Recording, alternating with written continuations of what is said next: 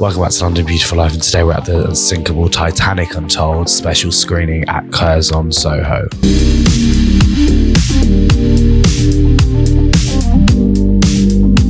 What drew you to want to do this film? A big part of this was the fact that it was just such a large challenge, and it seemed almost impossible to make. Dealing with a period piece, costumes, production design, everything was going to be almost insurmountable. So for my father and I, he's the producer on the film, and he also wrote it. For us, it was just the ultimate challenge, and we couldn't resist. How long was filming? Was it quite a long stretch period? How long was filming? How long was filming?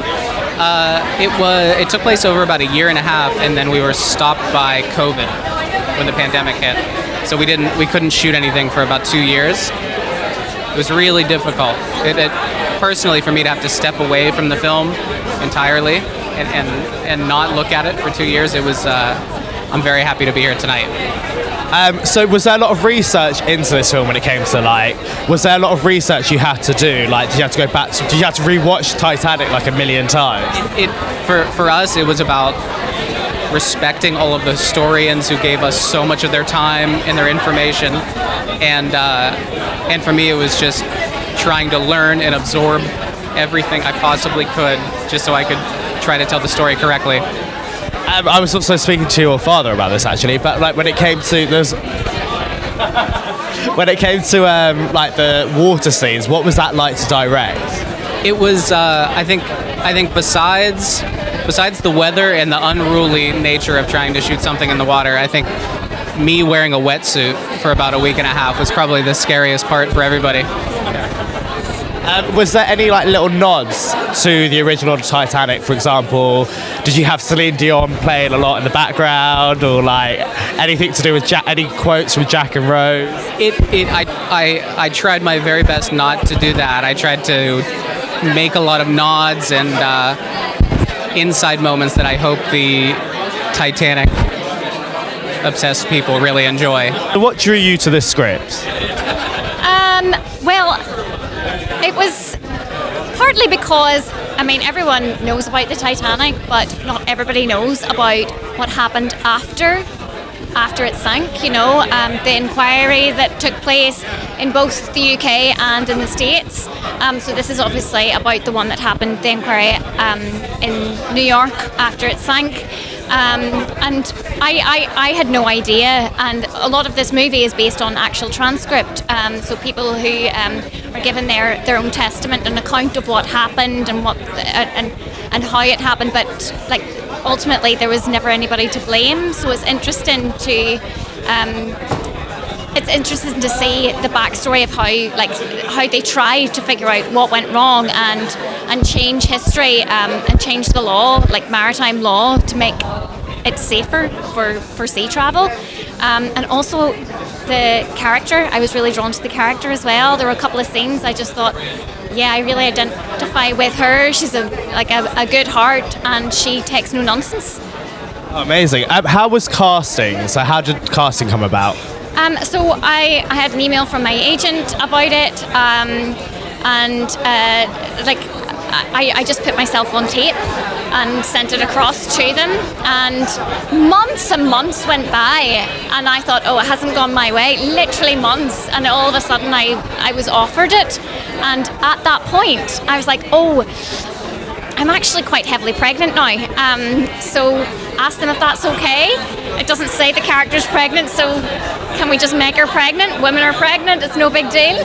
And they went with it, so I'm very lucky. Have you got any memorable moments from filming, and what would you say was the most challenging moments from filming this film? Some of the most challenging things were, the fact that I was pregnant and so physically exhausted a lot. Night shoots are tricky anyway, but I was tired. But everybody, the crew and the cast, everybody was so lovely that it was a very, very special film to be a part of, not just because of the content and the historical element, but and because it was so stunning aesthetically, but also just the people that I was working with. They were just wonderful, and Pittsburgh's a wonderful city to film in, so a standout thing for me I can't think. It was just a really, really wonderful time in my life, and I came away going, that was quite special to be a part of, and I felt like I had a wee family after. What drew you to this story, especially with it being a Titanic story? What drew you? What was the inspiration behind working on this? So essentially, we had never heard of this story, and there was a regional play in the back in the States about the Senate investigation, and we were intrigued by the fact that we thought we knew a lot about Titanic, but we never knew that this happened, and we wondered why we never knew, because accountability is one of the debates that still happens today as to why wasn't anybody held accountable, why did no one get in trouble for it, why did the controversy continue yet justice never served. And so we started to look into it, and we realized that that is the story. The story is how things were shoved under the rug, how things were deemed more important politically, and essentially folks moved on from it and left us with nothing. So So how much research had to go into Unsinkable? Do you have to go back to the actual Titanic story? What was the research like for this? Well, it was interesting that every character that appears in the film had to be, we had to know as much about them as possible. So we started with the transcripts from the inquiry itself. So basically those portions of the film are entirely word for word exactly what was said in those moments. So, and then when we found the ones that we liked the most, that told the story the best, then we did research. We had a team of researchers do an extensive deep dive into their lives and their stories to make sure that we were showing those characters properly. So what drew you to this script? Initially, what drew me to it was the script, which was the first thing I knew about it. And as soon as I read it, I could see the film. I think it's an important story that has not been told. It's a haunting underbelly of the Titanic history, and I just thought it was a fascinating piece of history. Did you have to do a lot of research for your role? Yeah, obviously research into the Titanic itself, but for me, research into the man, this Michigan senator who took it upon himself to sort of monomaniacally pursue this not very happy story at a very unhappy time, and to be committed to try and find the truth of what happened. It was very daunting, but exciting to pursue. How did you find casting? How did casting come about for this? How did what happen? Casting. How did you find the casting process for this? I didn't have one. I was offered the film, which is a nice gesture, and handed the script, and that was my casting process. So I was one of the lucky ones. Yeah. And what was it like filming in Pittsburgh? Whereabouts are you from? Well, I was from New York, and I got a job that took me to Pittsburgh with my wife.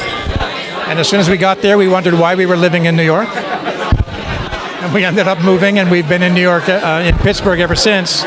And the entire thing was shot in Pittsburgh, which was wonderful. It's an old city. We shot a 1912 picture, and very period correct. What would you say was the most challenging and most memorable moments of filming Unsinkable? For me, it was the inquiry itself. It's about 30 pages of very intense dialogue, which was shot in just a couple of days. So it was an enormously stressful, intense, high-wire act.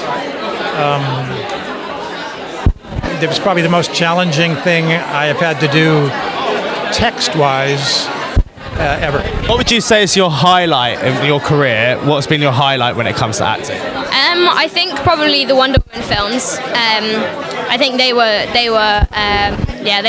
honestly the best time filming them. I also think the outcome of the whole feminism, and I think that was honestly the highlight of my career. And I hope, kind of going forward, that I can film some more films like that, the feel-good ones, and that's the Wonder Womans are probably my highlights. What would you say is your dream role? My dream role, that's a tough one because there's a film called National Velvet, and it's about a girl and a horse, and I ride horses, and I think riding horses kind of, those two go together, and National Velvet would be a very, very good film. But yeah, I don't know. I think also I played the younger version of Wonder Woman, and playing the older version would probably be a dream. Probably a dream role as well, because that would be such a full circle if you years later down the line. Did you meet? Was it with Gal Gadot? Did you meet her? Yeah. So I tough boots to fill, but I hope I filled them, and and growing up, I'd love to play Wonder Woman. What was it like working with Gal Gadot? Unbelievable. Everyone asked me how it was, and honestly, it was unbelievable. She is one of the kindest, most amazing women. She is unbelievable, and I'm just so honoured to be able to play the younger version of her. Have you got anything coming up in the pipeline? I've got a new film. It's called Young Woman in the Sea, and it's again a feminism kind of story, and it's about the First Lady who crossed the English Channel, and I think it's probably one of the best scripts I've read in a long time, and yeah, so to film that was amazing, and I think that will be super cool to see. So that, and then I'm just trying my hardest with the auditions, and you know, throw enough darts, one will stick. So I'm hoping, yeah. So for your new film, was there any, like, what would you say was the most memorable and like the most challenging part of filming, without giving anything away? Yeah. So obviously there's a lot of swimming that was involved with it, and I think the most challenging part was doing. I honestly don't know. Most of it was fun and enjoyable, because this script, you're all working for the same thing, and the script is amazing, and I think it's such a feel-good movie, so I think there wasn't actually any challenging parts, because every single second on set was treasured, and no, it was so much fun. So can you tell me anything you got coming up at the moment? Oh, I've got a few things, a few secret ones I can't dip and dive in just yet, but I do know I'm getting head down, bum up in a cabin tomorrow. That's all I know. I'm having a good break. You were just recently on TV. Do you want to tell me a bit more about that? I literally just told you of Jimmy Carr. It was fantastic, but I might have a few things up my sleeve coming up very soon. What was it like being with Jimmy Carr? He is absolutely fantastic. Like, as a person, he is unreal, so funny, dry-witted, down to earth, and he's literally just the male version of me. With social media, what would you say is the highs and lows of social media? Because obviously you're quite big on social media, so what would you say is your highs and lows? So I would say the highs are meeting amazing people, meeting inspirational people, like contrasting with like meeting your followers, and being like coming to these amazing events and meeting a great brands. But I'd say the disadvantage of social media trolls. And I think you've just got to have tough skin with it and think, do you know what? They're over a computer screen. They never say it to your face. Remember, you're beautiful, you are wild, you are fun, you are loved. And a troll is never going to ruin your life. So how is all the music going? Obviously, you've had new songs coming out quite a lot. You're really on it at the moment. So tell me more about that. Yeah, so I've got a song coming out on the 22nd. So that's in less than 2 weeks. For a new project called Sad Boy, which I'm really excited about. Yeah, it's going to be good. I'm dropping a whole load of music this year, so keep it locked. What would you say for anyone that wants to become a singer? What advice would you give them? I would say do it for you, not everyone else. And then if you like it, someone else is going to like it. They're going to catch on eventually. So. And what would you say is the most challenging parts of being a singer? The most challenging part of being a singer is persistence. Got to keep on going.